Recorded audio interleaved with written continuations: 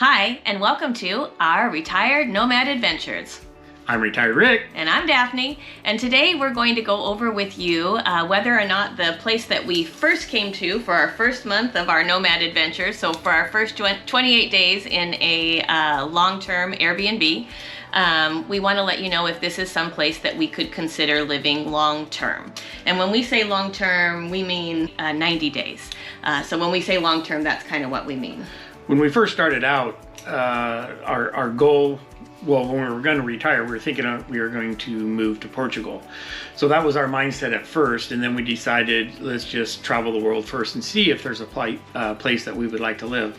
So we were doing a month at a time, and then as we're in this journey now, it's exciting, and we just can't wait to see what the future has for us. But like Daphne was saying, kind of looking towards are there places that we would like to be at for a 3-month period and then go back home. So we're just kind of evolving as we do all this. So we'll just see what the future has for us.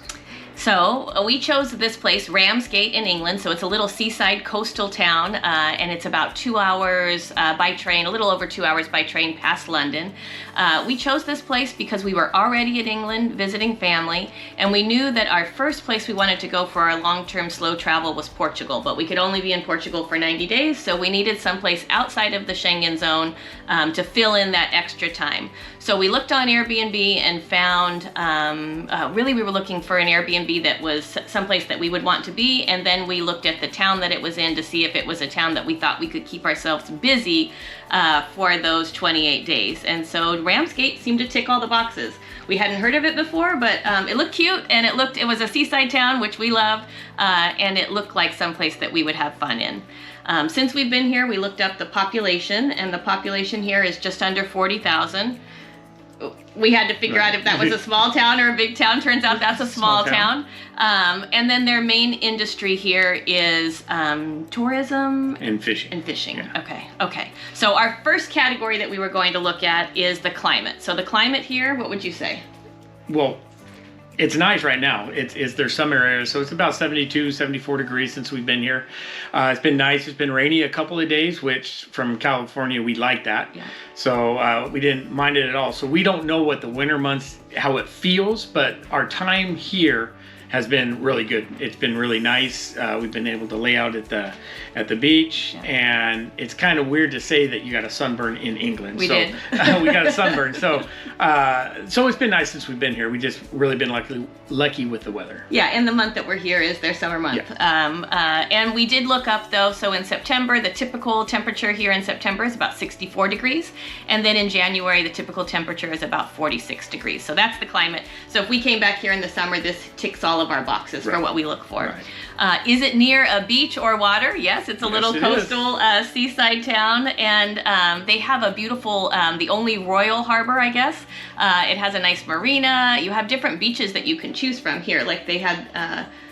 It's just when we go outside and we walk, we go out of our Airbnb and we head down towards the walking area, which is about 2 blocks from, I guess, 2 blocks from the sea, from the beach. So you have different types of beaches. You have sandy beaches, you have the rocky beach, you have a nice walking path above the beaches, over the cliffs. So it's really interesting, the layout they have here. Yeah, you kind of go from one area to the other, and it's different. We find seashells in one place, we find beach bars in another place, and tide pools and all kinds of things. So we definitely love the beach area here. Is it walkable? Definitely, it's walkable. That's all we've been doing is walking. Yeah. So we even walked. There's a town nearby that you can walk on the street, or you can walk on the beach when the tide is down. So we've done that a couple of times. It's about a 2-mile walk one way, so it's not bad. Yeah, it's a little town called Broadstairs, and it's very bustly and busy. It's also really cool here. They have like not carnival activities, but kind of carnival activities for the kids. Like there's bouncy things the kids can go on, rides they can ride, all on the beach. And so we have some of that here on our local beach, but in Broadstairs it's like on steroids. It's bigger and better. Okay, how about public transportation?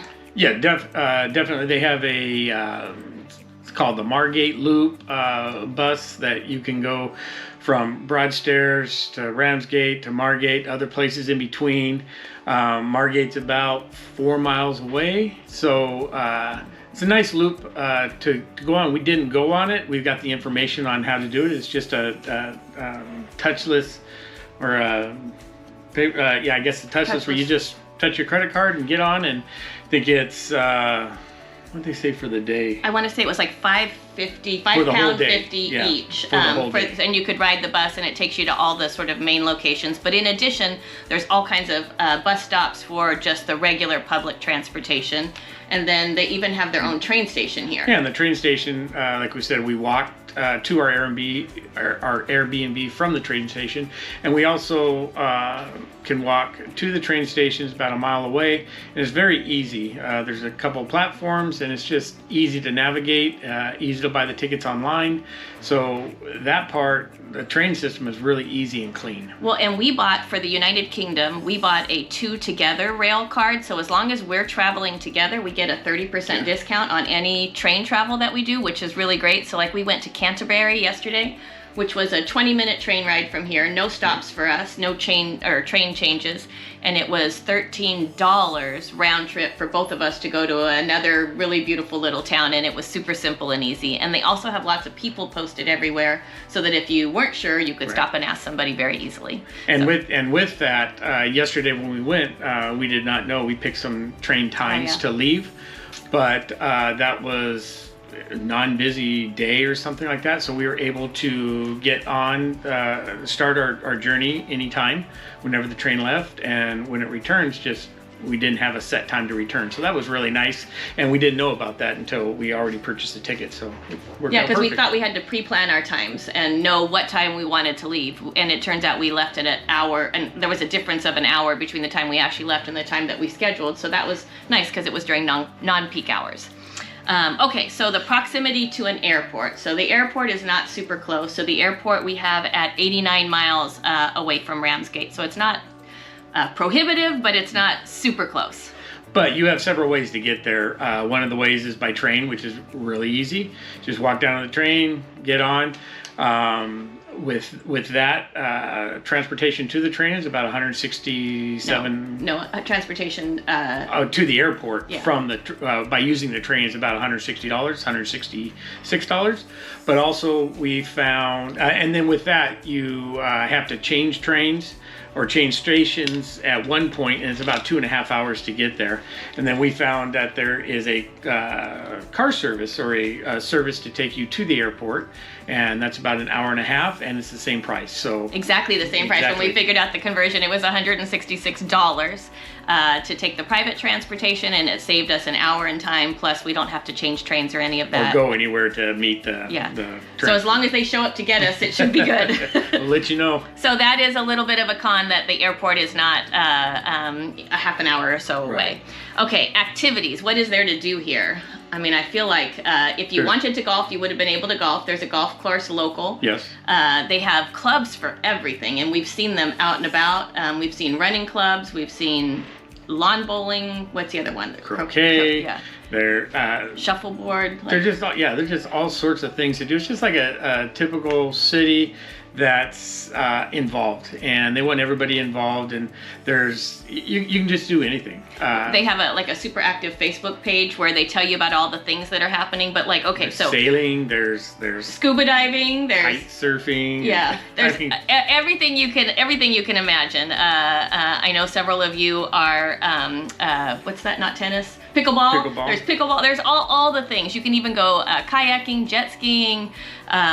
So this is a very active community. They also have a super active theater and dance community, and so there's a little bit of everything, and they have all kinds of parades and celebrations and fairs. I mean, that's one of the things we love about when we go walking. There's something going on somewhere out here that's different from yesterday, and so there's always something going on. There's always on the street, there's always some type of what we would call a farmer's market, where they have fruits and vegetables, they have food, they have knickknacks to buy, they have whatever you can think of is there for people to sell, and then it's there for a few hours and then it's gone. How about for us, we come from Southern California, and so we think it's a very dog friendly place that we come from, but is nothing compared to the dogs here in Ramsgate. They are a dog-loving community, and they are out and about everywhere, walking them, taking them with them to the restaurants. Like it is a dog-friendly even place. at the restaurants or outside of shops, businesses, they have dog water bowls that they put out there, and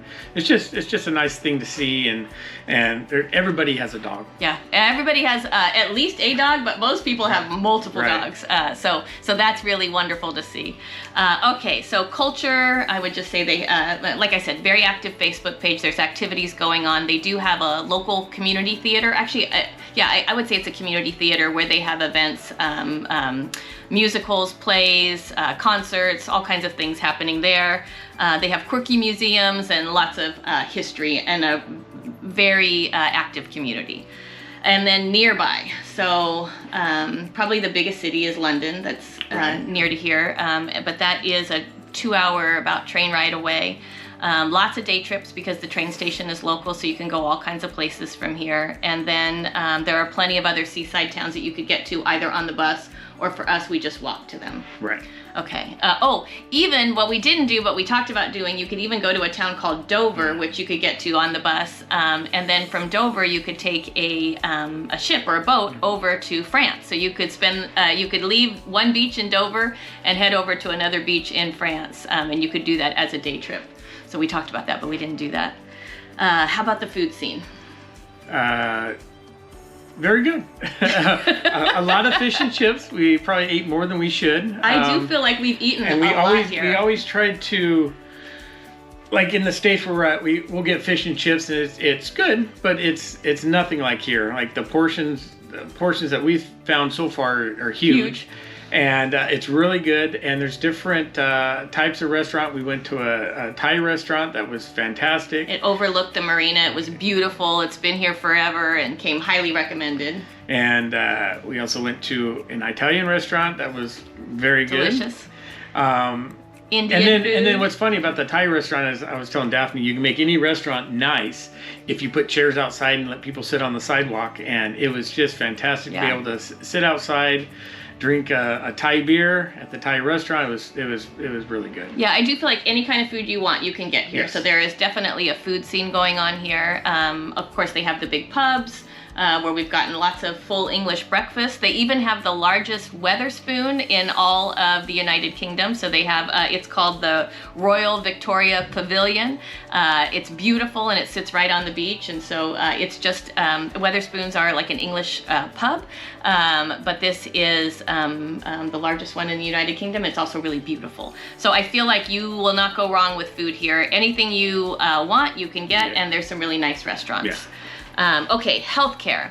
Can't speak too much to it, thankfully. Thankfully. We didn't have to use it. They have the national healthcare system here, but specifically in Ramsgate, there are 2 medical centers, but the nearest hospital is in the next town over, and it's about 15 minutes away. All right, how about, how about crime? Well, we looked up crime, and it came out at 6 out of 10, and so we thought, okay, it's just like crime is everywhere, and you look up the average crime that is reported here, and it ended up being violence, and which was unusual because you tend to think of like theft or pickpocketing or something like that. I don't know. I tend to think like that is probably some kind of theft, but no, violence was the number one sort of crime, and I would say that when we're out and about, like, it just feels like any normal city. It just we've had a couple of moments where there's just out at an odd time, and there might be an odd group that we've kind of gone, oh, let's walk over here, but nothing to indicate that you would need to be frightened here. Right. So it's just a typical. It just seems like a typical city. Yeah. Okay. And then the next, so I would say that crime 6 out of 10 isn't the best, but it is what it is, and we haven't felt unsafe. No. Okay, and then the cost of living here. So this cost of living, so the average salary when we looked that up was just under $40,000 dollars per year. A typical teacher, they said, makes about $35,000 per year.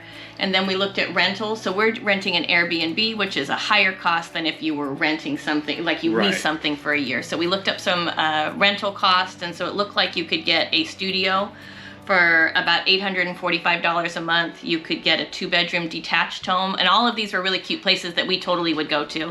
A detached home for about $1,100 a month, and then a 3-bedroom detached home for about $1,800 a month. So that's better rental cost than what you could get certainly in where we were at in Southern California. So the actual housing was cheaper. And then we had some typical costs.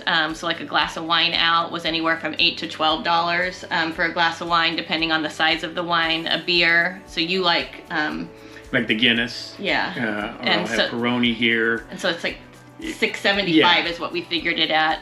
And then a full English breakfast was about $15. Coffee about $4.50. So the prices are pretty much we're finding out it's kind of the same as from where we're at, but then we're also in a tourist area next to the beach, so it was like, okay, that's not too bad. But then when we went to Canterbury, just 20 minutes away, they were a little bit cheaper. So they're not right on, Canterbury isn't on the beach or anything like that, but it's about 20 minutes away, and it was a little bit cheaper, so that kind of makes sense. So the cost of living here for everyday stuff is about the same as what we were paying in the United States for where we live. Yeah, and where I'd say the United States is expensive, I would say that here has been expensive. So now we've never lived on a $5,000 a month budget, but that is our budget right now, and so we are trying to stay under $5,000 a month. So that I would say that the cost of living here is probably the biggest negative for me. Right. And then also, so could we live here long term? What would you say? Long term. No, we couldn't live here long term, but we could be here if this is a spot that we need to be at for 30 days in order to be able to stay in the Schengen area a little bit longer. So this would be outside the Schengen area. So this would be a stopover like we're using right now, and it'd be perfect. And I would not mind coming back here again. Me either. I've been really happy here. I feel like this little town has had so much for us to do that we haven't had the itch or the urge to go a bunch of other places. We've been super happy, and so I would come back here in a heartbeat for a time outside of the Schengen. And so the big deal thing would be the weather, so we'd have to time it right. We'd have to be here in the summer months again, and then we just have to know that we'll have to watch our budget when we're here. And so that would be a no for long term, but an absolute yes. We're super glad that we got to experience this, and we would encourage anybody to come here for a vacation, or if you were looking for a place to come outside of the Schengen zone, this is a great one. All right, so we hope that you'll join us next week where we go over our budget. We're going to detail for you all of our expenses. Yeah, cross our fingers. We'll detail all of our expenses for our time that we've been here and let you know if we made that $5,000 budget or not. So we hope you'll join us. It's close. Yep. All right. Bye-bye. Bye.